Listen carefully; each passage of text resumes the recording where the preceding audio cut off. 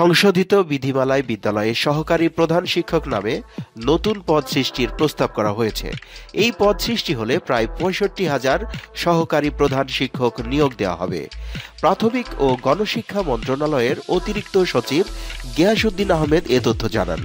বিধিমালায় প্রাথমিক শিক্ষকদের গ্রেড পরিবর্তন করে সহকারী শিক্ষকদের ১২তম গ্রেডে আর প্রধান শিক্ষকদের ১০ম গ্রেডে বেতন প্রদানের জন্য শিক্ষক নিয়োগ বিধিমালা সংশোধন করে পরিবর্তন আনা হচ্ছে।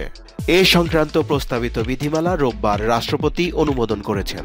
শিগগিরই তা গ্যাজেট আকারে প্রকাশ করতে যাচ্ছে প্রাথমিক ও গণশিক্ষা মন্ত্রণালয়।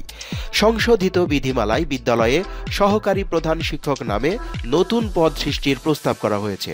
এই পদ সৃষ্টি হলে প্রায় ৬৫,০০০ সহকারী প্রধান শিক্ষক নিয়োগ দেওয়া হবে। বিধিমালার গ্যাজেট প্রকাশের পরপরই এ পদে নিয়োগ বিজ্ঞপ্তি প্রকাশ করা হবে।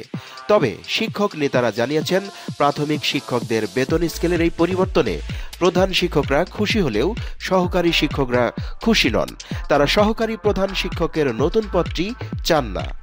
তারা মনে করছেন, এ পদ সৃষ্টি হলে প্রধান শিক্ষক হিসেবে পদোন্নতি পেতে সহকারী শিক্ষকদের ২টি ধাপ অতিক্রম করতে হবে, আর সহকারী প্রধান শিক্ষক পদটি না থাকলে ১ ধাপ পদোন্নতি পেলেই প্রধান শিক্ষক হওয়া যাবে। তারা প্রধান শিক্ষকের পরের ধাপেই বেতন চান।